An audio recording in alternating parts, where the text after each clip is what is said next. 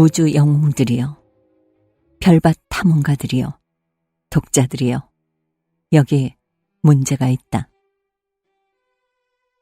애가 하나 있다고 치자. 노란 머리, 납작한 코에 죽은 깨, 사람을 빤히 쳐다보는 초록색 눈, 있는 집 자식에다 여자애, 15살.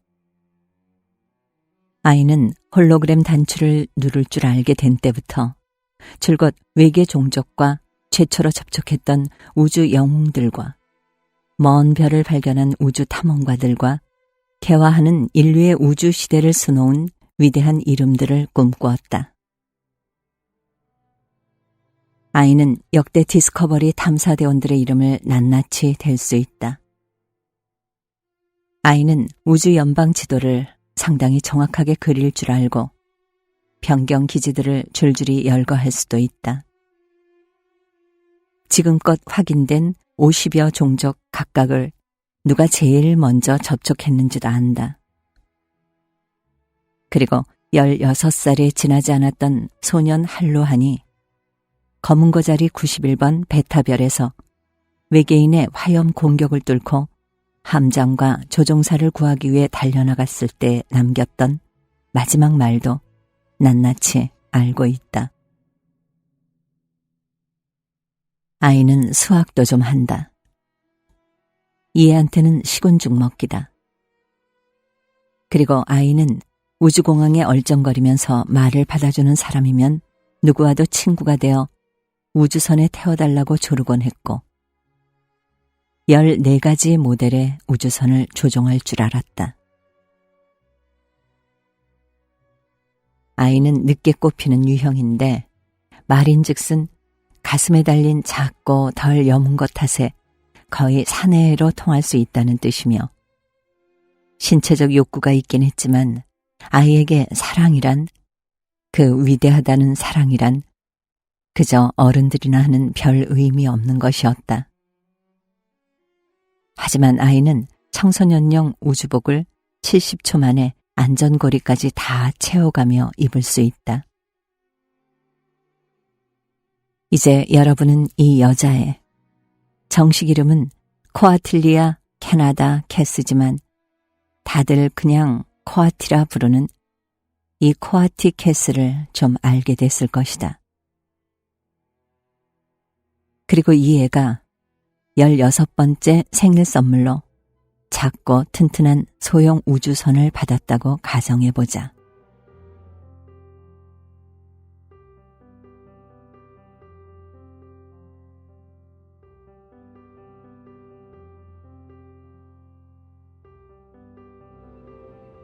자, 여기서 문제다. 아이는 그 우주선을 타고 어머니의 바람대로 별들이 북적이는 고향 행성 주변을 기웃거리면서 학급 친구들이나 가족의 지인들을 찾아다닐까? 그러다 가끔은 아버지가 염려한 대로 중력 소용돌이 근처를 운행하며 용기를 과시하고? 그럴까? 정말로? 아니면 곧장 제일 가까운 우주선 정비소로 달려가 신용 잔고를 바닥까지 닥닥 긁어서 소형 우주선에 연료 탱크와 광대역 탐사 장비들을 추가 장착하고 거의 넘칠 때까지 연료를 꽉꽉 채운 다음 가족 계좌를 관리하는 회계사가 의문을 제기하기 전에 미지의 우주와 별들을 직접 볼 수 있는 가장 가까운 연방 경계인 900번 기지 넘어 북부 대분열대까지 냅다 달릴까? 900번 연방기지 사령관이 전망용 복도 아래쪽에서 까닥거리는 노란 머리를 보았다. 저의 부모한테 수신자 부담으로 시스킵 연락을 넣어야 할 것 같아. 그가 중얼거렸다. 그 정도는 감당할 만한 부자인 것 같으니까. 무슨 근거로요? 부관이 물었다. 둘은 꼿꼿이 머리를 세운 작은 형체가 총총히 걸어가는 것을 지켜보았다. 사람들 사이로 키 큰 초계함 함장이 지나갔다. 아이가 고개를 돌려 함장을 쳐다보았다. 여성 특유의 감상하는 눈빛이 아니라 자기가 뭘 하는 줄도 모른 채 눈이 휘둥그레진 어린아이와 같은 동경의 눈빛이었다. 그리고 아이는 공항 너머에 펼쳐진 아찔하게 빛나는 전망으로 시선을 돌렸다. 900번 기지가 들어앉은 소행성의 이쪽 면에서는 대분열대의 끝이 바로 보였다. 저 애가 어디서 터질지 모르는 폭탄이 틀림없다는 내 감이지. 사령관이 침통하게 말했다. 뭐랄까, 저의 말이 고지고대로 믿기지 않는다는 사실도 있고, 저의 신원 정보는 모두 정확해. 저 우주선이 저의 소유인 것도 확실하고, 저 애가 조종법과 비행 규정을 아는 것도 분명해. 그리고 저 애한테는 어디든 가고 싶은 곳에 갈 권리가 있지. 이틀쯤은 말이야. 하지만 난 애가 그저 미지의 별을 본답시고 여기서 어정거리는 걸 부모가 동의했다고는 믿을 수 없다니까. 만약 동의했다면 그 부모야말로 보증된 얼간이들이겠지. 저 애가 내 딸이라면. 그가 말꼬리를 흐렸다. 그도 자신이 과도하게 감정적으로 반응하고 있다는 걸 알았다.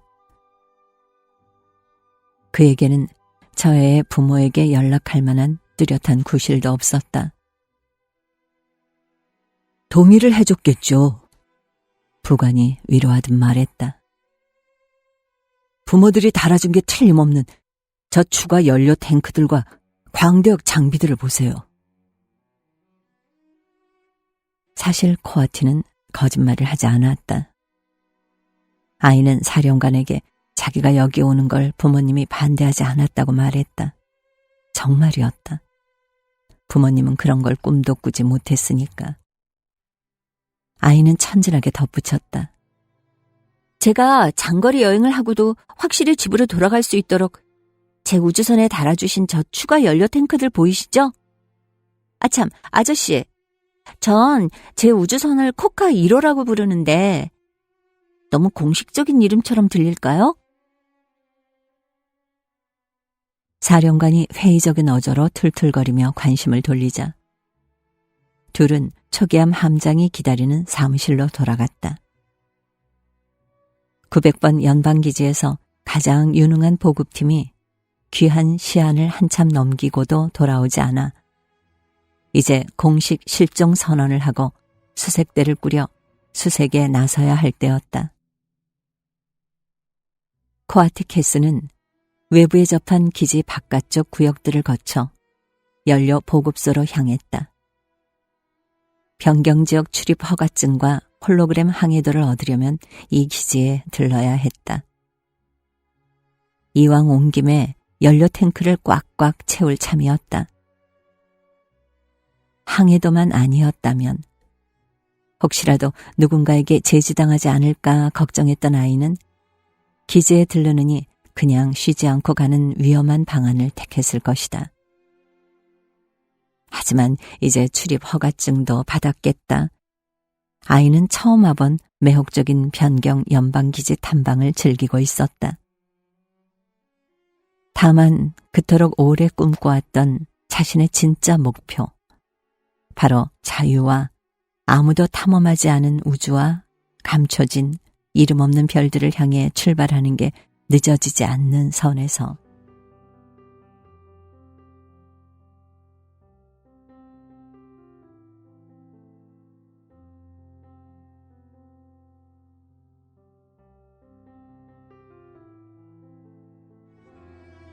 변방기지는 매력적이었다. 연방은 변방기지가 근무하기에 쾌적한 데다 건전한 정신을 유지하고 고양하는 데 도움이 되어야 한다는 걸 아주 힘들게 배웠다.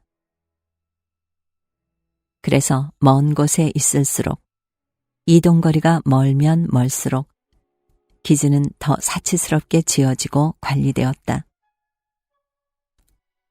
900번 기지 대부분이 긴 궤도를 도는 크고 대기 없는 바위덩어리 내부에 들어앉았지만 이곳은 세상에서 제일 부유한 사람조차도 부러워할 정원과 연못들이 있었다. 코아티는 최신 공연과 음악회를 광고하는 소형 극장의 안내판을 보았다. 기지 인력들에게는 모두 공짜였다. 아이는 또 이국적인 소형 식당 6군데를 지났다. 지도를 보면 기지 내부에는 스포츠 경기장과 댄스장, 널찍한 개인 주거 공간들과 꼬불꼬불 이어지는 복도들이 있었다. 곳곳에 식물이 자랐고 사방에 하나같이 근사하게 장식되었다. 매일 업무 장소를 오가는 경로가 다양하고 친근할수록 기지 인력들의 스트레스가 감소한다는 사실이 밝혀졌기 때문이었다. 변방 기지를 건설하는 일은 연방이 가진 모든 역량이 필요한 일이었다. 하지만 변방 기지는 대체할 수 없는 연방의 자원인 사람을 보호했다. 여기 900번 연방 기지에 있는 사람들은 대체로 인간이었다. 인간 외에 우주여행을 할 수 있는 다른 4종족이 연방의 남쪽과 동쪽에 집중돼 있기 때문이었다. 이처럼 외진 북방에서야 볼 수 있는 종족이 뻔했다. 외계인이라고는 딱 한 쌍이 눈에 띄었다. 둘 다 수혜인족이었다. 녹색을 띤 그들의 외골격은 고향의 우주공항에서도 많이 봐서 익숙했다. 여기서 진짜로 이국적인 외계인들을 볼 일은 없을 것이다. 하지만 저 대분열대 가장자리에는 무엇이, 누가 살고 있을까? 더 먼 미지의 공간인 대분열대 끝자락은 말할 것도 없고 말이다. 코아티는 연료와 필수품을 파는 곳에 들어서기 전에 걸음을 멈추고 마지막으로 한 번 더 먼 미지의 공간을 둘러보았다. 이 공항에서는 북방 천정을 따라 놓은 불규칙한 이상한 검은 구름 같은 대분열대가 진짜로 보였다. 물론 대분열대에 빛이 전혀 없지는 않다. 대분열대란 그저 상대적으로 별이 적게 분포하는 특정한 구역일 뿐이었다. 과학자들은 그걸 대단한 수수께끼라고 여기지도 않았다. 항성밀도 분포에서 볼 수 있는 정상적인 파형의 일부이자 나란히 교차하며 회전하는 긴 은하 팔들에서 떨어져 나온 동일한 기울기의 외딴 떠돌이 덩어리일 뿐이었다. 거주민이 없는 다른 먼 우주에서도 많은 분열대들을 볼 수 있다.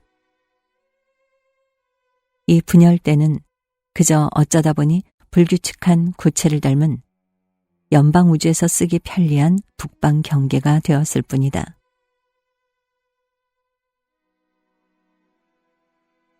탐험가들이 대분열대 곳곳을 통과했고 먼 반대편에서 다시 통상적인 항성 밀도가 나타난다는 사실을 밝혀냈다.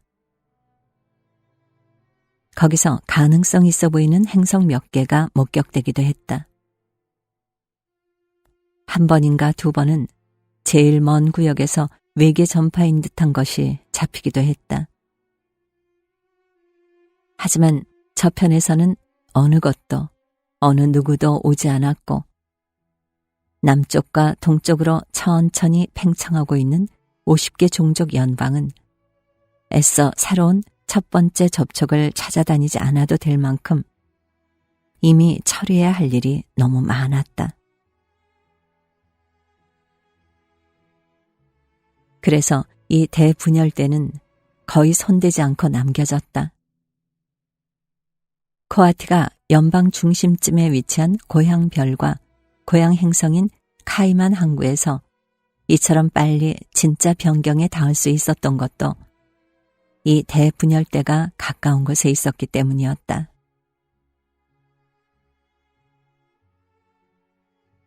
코아티는 그 광경에 마지막으로 열렬한 시선을 던지고는 고개를 숙이고 우주복 복도로 들어섰다.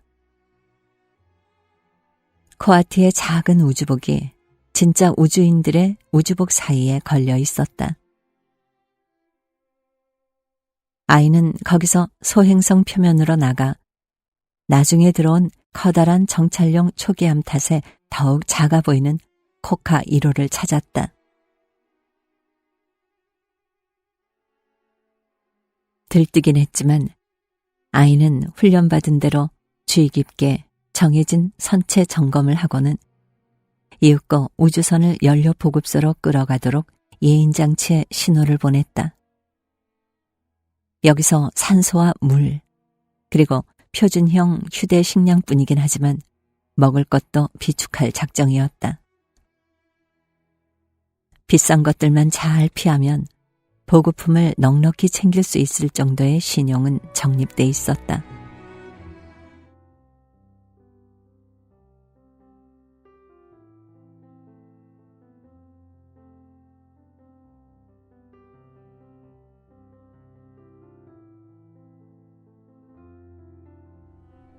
우주선이 연료 보급소로 들어가자 코아티는 다시 밖으로 나와 따로 연료 탱크들을 하나씩 점검했다.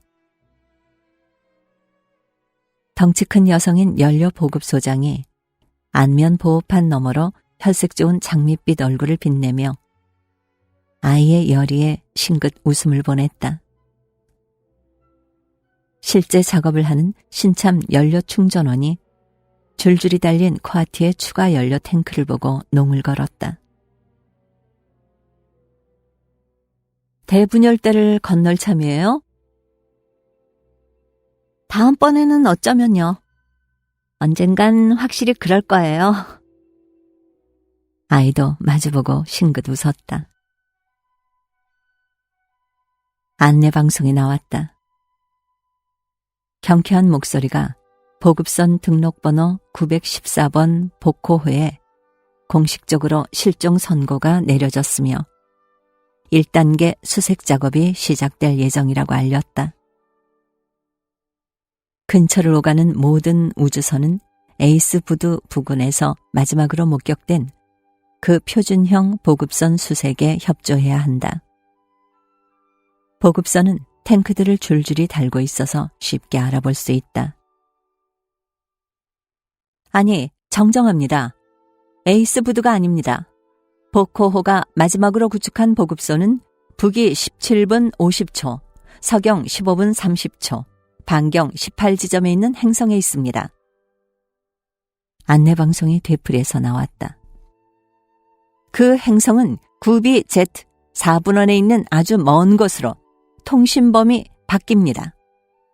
복호호는 북위 30분 20초, 서경 42분 28초, 반경 30지점에 있는 새로운 행성으로 향하던 중이었습니다.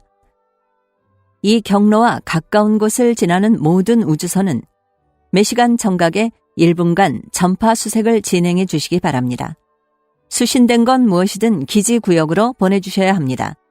별도로 경찰선을 급파해 에이스 부두에서부터 복호호의 경로를 추적할 예정입니다.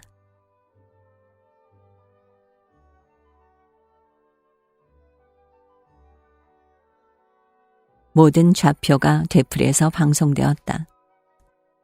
당장 태블릿이 없었던 코아티는 태블릿용 펜으로 팔뚝 안쪽에 실종된 보급선이 향하던 행성 좌표를 적었다.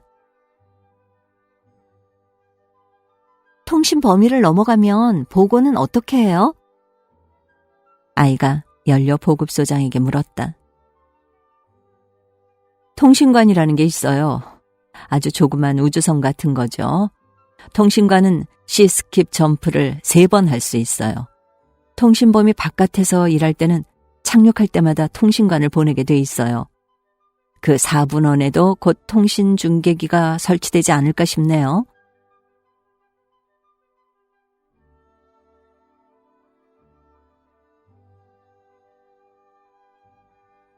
(914번) 보급선 보코호라면 연료 충전원이 말했다. 보니와 코예요. 그 둘은 뭐냐. 그러니까 나사가 몇 개 빠진 것 같더라니. 그렇지 않아요? 보니와 코는 아무 문제 없어. 연료 보급소장의 혈색이 더 짙어졌다. 그다지 영리하지 않을지는 모르겠지만 자기 일은 100% 완벽하게 해내. 그리고 둘 중 하나는 어쩌면 둘 다 홀로그램 항해도 작성에 초인적인 능력이 있어. 그들이 작업하던 4분원들의 항해도를 잘 찾아봐. 보코 표시가 붙은 수정 좌표가 얼마나 많은지. 그건 생명을 구하는 일이야. 그리고 둘은 단 1g의 자존심이나 욕심도 내세우는 법이 없어. 그저 연방에 대한 충성심에서 월급만 받고 그 일을 한다니까. 연료 보급소장이 자신의 말이 제대로 이해됐는지 확인하기 위해 코아티 쪽을 힐끔 보며 말의 속도를 늦추었다. 사령관이 순수 정기 보급 임무에서 그들을 빼서 새로운 북방 보급소를 설치하라고 보낸 이유가 그래서야. 지금은 랜드 쌍둥이가 근거리 보급 임무를 맡고 있지. 그들이라면 자기들 음악으로 지루함을 견딜 수 있을 테니까. 죄송해요. 연료 충전원이 말했다. 전 몰랐어요. 둘이 그런 말을 전혀 안 했으니까요. 그렇지. 둘은 그런 얘기 안 해. 연료 보급소장이 씩 웃었다. 거기 손님, 그 작은 가방에 더 담아갈 생각이 아니라면 연료가 다 찬 것 같군요. 자, 식량은 어때요? 코아티는 기지 안으로 돌아와 마지막 설명을 듣기 위해 항해도실에 갔다가 연료 보급소장의 말이 무슨 뜻인지 알게 되었다. 900번 연방기지가 관할하는 구역의 가장자리에 해당하는 홀로그램 항해도마다 조그맣게 빛을 발하는 보코 표시가 붙은 수정 사항들이 표시돼 있었다. 뭐라고 했더라? 아, 보니와 코. 항해도에서 상세 내역이 많이 표시된 구역들을 이으면 길게 원호를 그리는 둘의 항해 궤적들을 거의 그려볼 수 있을 정도였다. 먼지 구름들, 중력 이상 지점들, 소행성 무리들, 여러 행성계에 표시된 추가 행성들, 모두 겸손한 보코의 것이었다. 기본 항해도들은 초기 탐험가들이 작업한 것들을 합성한 것이었다. 폰즈라는 누군가는 20개 내지 30개 행성계에 커다란 서명을 휘갈겨 놓았고 L 하나와 YBC가 많이 보였으며 코아티가 판독하지 못한 표식들이 더 있었다. 아이는 그들의 이름과 그들이 했던 모험들을 알고 싶었다. SS는 누구예요? 코아티가 항해도 담당자에게 물었다. 아, 그는 마지막 전쟁에 참전한 퇴역 군인인데 부유한 노인이었죠. 기억의 의지에 지름길로 점프하다가 연료가 바닥나는 바람에 45 표준일 동안 표류하다가 발견됐어요. 그는 울분이 좀 가라앉은 다음에 친구들과 함께 항해도 작성하는 일로 소일했죠. 성과도 나쁘지 않았어요. 한 곳에서 움직이지 않은 부사장님 치고는요. SS 표시가 모두 이 지점을 중심으로 배치된 거 보이세요? 이 지점이 그가 앉아있던 곳이죠. 그 지점에 가까이 갈 생각이라면 반경정보에 오류가 있다는 점을 기억해야 해요. 하지만 아직 어린데 그처럼 멀리 갈 생각은 아니겠죠? 뭐. 코아티는 얼버무렸다. 아이는 항해도 담당자가 사령관에게 보고할지도 모른다고 염려했다. 언젠간요. 아마도요. 전 그냥 그런 거 있잖아요. 항해도가 있으면 꿈꾸는 게 더 쉬워질 것 같은 거요. 항해도 담당자가 이해한다는 듯이 쿡쿡 웃더니 요금을 계산하기 시작했다. 여기서 많은 공상을 했겠군요. 네. 그의 주의를 돌리기 위해 코아티가 물었다. 폰즈는 누구예요? 제가 여기 오기 전에 있었던 사람이에요. 그는 이쪽 먼 곳에서 지구와 정말 똑같은 행성을 발견했다는 소식을 전한 뒤에 실종됐어요. 항해도 담당자가 G5형 항성들이 일렬로 늘어선 북서쪽 가장자리를 가리켰다. 여기에 괜찮은 행성이 몇 개 있어요.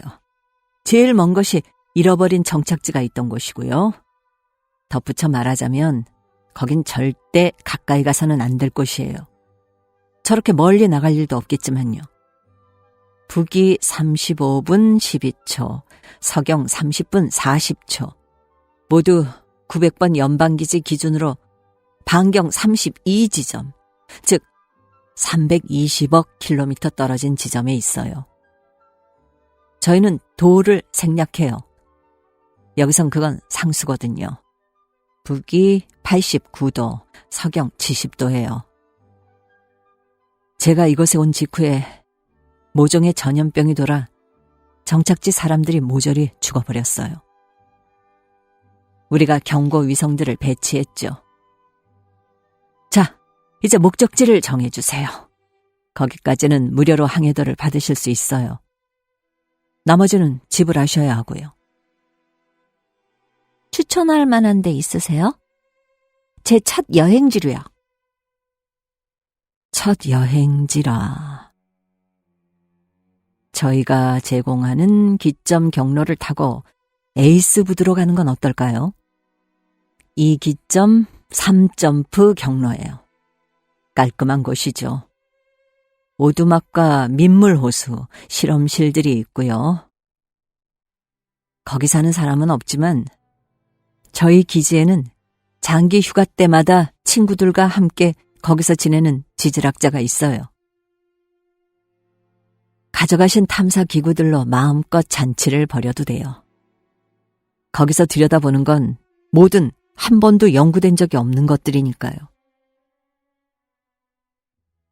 그리고 요행이 뭔가 발견됐다 싶을 때도 좋은 것이 거긴 아슬아슬하게 통신범위 아니거든요.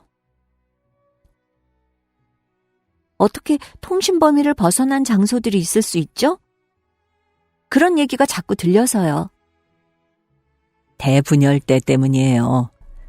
밀도가 변하는 곳에서는 상대론적 효과가 발생하니까요. 주파수는 잡을 수 있어요. 하지만 잡음이나 왜곡 요인은 어쩔 수 없죠. 어떤 사람들은 대분열대 안에 들어가면 진짜로 전자기기들이 고장난다고 불평해요. 그 오두막에 묵는 데는 얼마나 들어요? 공짜예요. 자기 먹을 것과 소지품만 가져가면요. 공기와 물은 완벽해요. 탐사 기구를 쓰다 뭔가를 발견하면 그걸 확인하러 다른 경로로 가보고 싶어질 수도 있을 것 같아요. 문제 없어요. 돌아와서 항해도 요금을 다시 정산하면 됩니다.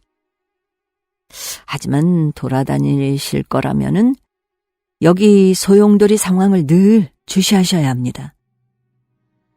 항해도 담당자가 스타일러스로 홀로그램에 보이는 에이스 부두 북쪽을 찔렀다. 이게 작은 놈들이 모인 건지 아니면 엄청나게 큰 중력 소용돌인지 아무도 몰라요. 그리고 꼭 기억해야 해요. 홀로그램들은 서로 딱 맞아떨어지지 않아요. 그가 두 번째 항해도를 첫 번째 화면 위에 겹쳤다. 항성 몇 개의 위치가 어긋나 두 개로 보였다. 알았어요. 그러면 저는 두 눈 똑바로 뜨고 실종된 그 보코호를 찾는 전파 수색을 할게요. 그래요. 항해도 담당자가 총액을 계산하자 코아티의 신용잔고가 바닥을 칠 만한 액수가 나왔다. 그들은 곧 나타날 거예요. 어디로 마구 돌아다닐 사람들이 아니니까. 됐다. 여기 있습니다. 코아티가 지불용 칩을 내밀었다. 거래 완료. 아이가 싱긋 웃었다. 아슬아슬했어요.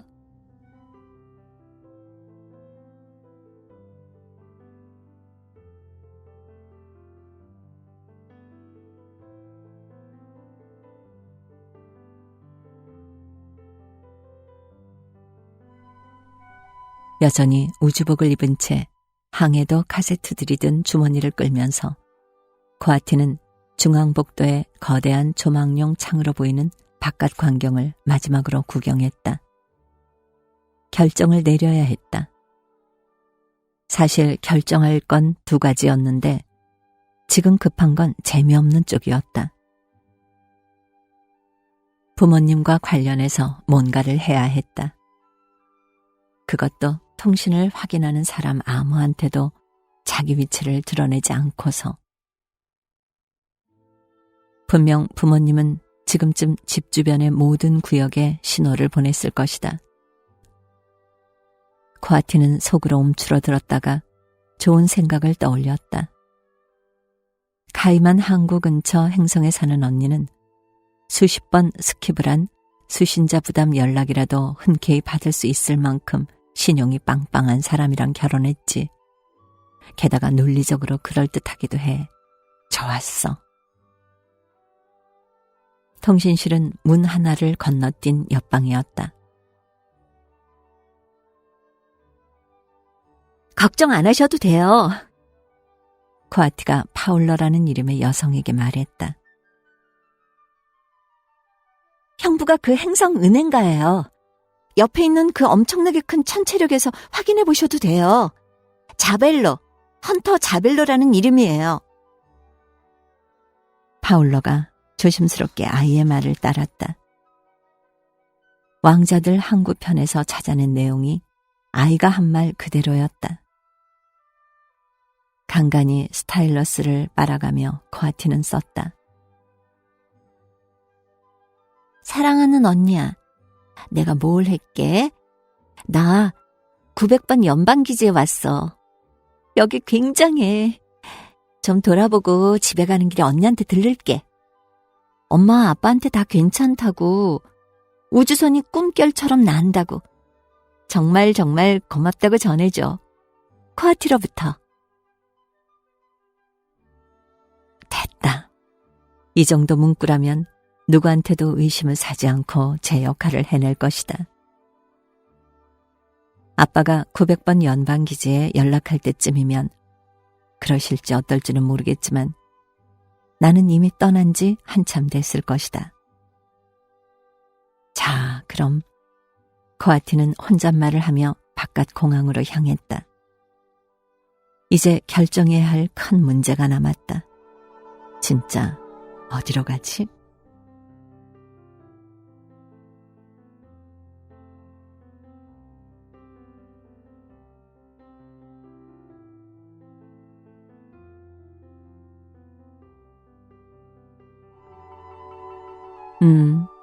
항해도 담당자 말대로 에이스 부두로 가서 이런저런 하늘도 관찰하고 다음 여행 계획도 세우면서 즐겁게 지낼 수도 있겠지.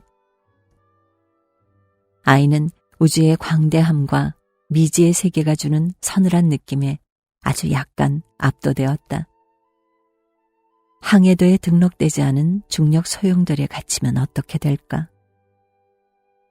아이는 딱 한 번 중력 소용돌이에 갇힌 적이 있었는데 다행히 작은 것이었고 그때 우주선을 몰던 조종사 실력이 아주 출중했었다. 그것도 아이가 부모님께 얘기하지 않은 비행 중에 하나였다. 이번엔 에이스 부두로 만족할 수도 있겠지. 다음 기회라는 게 있으니까. 하지만 다른 한편으로 보자면 나는 지금 이곳에 있고 모든 조건도 갖춰져 있다. 그리고 다음에 시도하려 할 때는 부모님이 반대하고 나설 수도 있다. 할 수 있을 때 할 수 있는 일을 몽땅 하는 편이 낫지 않을까? 예를 들자면 어떤 일이 있을까? 항해도 담당자가 G0형 항성들이 일렬로 늘어선 북서쪽 가장자리를 가리켰다. 게다가 그 항성 중 하나가 보니와 코라는 그 불쌍한 실종자들이 향하던 곳이었다. 발목 안쪽에 좌표도 적어놨다. 내가 그들을 찾으면 어떻게 될까? 아니면 근사한 지구형 행성을 찾아서 직접 이름을 붙이면? 코아티가 밖으로 나가는 경사로 가장자리로 뛰어가는 사이에 저울이, 사실은 진짜로 팽팽했던 적도 없었던 저울이 결정적으로 노란 G0형 항성들 쪽으로 기울어졌다. 그래도 아직 남은 신중함은 있어서 최종 목표지가 어디가 됐든 첫 외계 비행은 검증되고 확인된 에이스부드 경로여야 한다는 건 확실히 알았다. 첫 지점에서 천천히 상황을 다시 생각해보고 진짜로 결정을 내려도 될 것이다. 코카 1호는 연료 보급소에서 예인되어 나와 표준 추진 이륙장 한 곳에 정박해 있었다. 아이는 자기도 모르게 흥흥 콧소리를 내며 우주선에 올라탔다. 이거야. 정말로 마침내 나는 길을 나선다. 안전벨트를 고정하고 이륙을 준비하면서 코아티는 비상식량으로 사둔 간식거리를 꺼내 이로 봉투를 찢었다. 거의 파산 상태라 기지에서는 뭘 사 먹을 수가 없었다. 경로를 설정하고 비행에 들어갈 때까지는 소화시킬 시간이 있을 것이다. 코아티는 배가 부른 채로 동면에 들어가는 것을 끔찍하게 싫어했다. 분명 동면하는 동안 아무 일도 일어나지 않는다는 걸 알았고 아기 때부터 동면에 익숙하기도 했지만 이질적인 음식 덩어리가 거기 있다는 생각을 하면 늘 마음이 불편했다. 그게 자신의 일부가 되기 전에 정지 상태에 들어가면 어쩌지? 그게 튀어나오겠다고 결심하면 어쩌지? 그래서 코아티는 컴퓨터에 홀로그램 항해도를 설치하면서 900번 연방기지를 저 멀리 아래로 떠나보내면서 우적우적 간식을 씹어먹었다. 기쁨에 찬 아이는 자기 인생에서 가장 현실적인 역사가 막 시작되려 한다는 걸 알았다. 전방 화상 화면에 보이는 어두운 대분열대와 낯선 별들의 광희 한가운데서 코아티는 에이스 부두 기점 901로 가는 경로 설정을 완료하고 우주선의 심장인 커다란 시스킵 추진기가 움직이는 소리를 들으며 냉각 작업을 시작했다. 시스킵 항해 장치가 역중력장에 혼란을 일으키는, 아직도 완전히 밝혀지지 않은 기적을 통해 상대론적인 속도로 코카 1호와 자신을 목표 지점에 옮겨 놓으려면 절대 0도에 가까운 온도까지 냉각되어야 했다. 선체를 통해 냉각 기능이 가동되는 딸깍거리고 철컥거리는 소리가 들리자마자 코아티는 우주복을 걸어놓고 작은 동면 상자를 열고는 발부터 머리까지 몸을 밀어넣었다. 뚜껑을 닫을 때 기분은 마치 크리스마스 아침을 기대하며 잠자리 드는 고대 지구의 아이가 된 느낌이었다. 동면 기술에 관련된 모든 이에게 감사해야지. 아이는 잠에 빠지며 생각했다. 그게 우리에게 별들을 주었어. 멀쩡히 깬 채로 살고 늙어가며 며칠, 몇 개월, 몇 년을 견뎌야 했던 저 용감한 첫 세대 탐험가들을 상상하면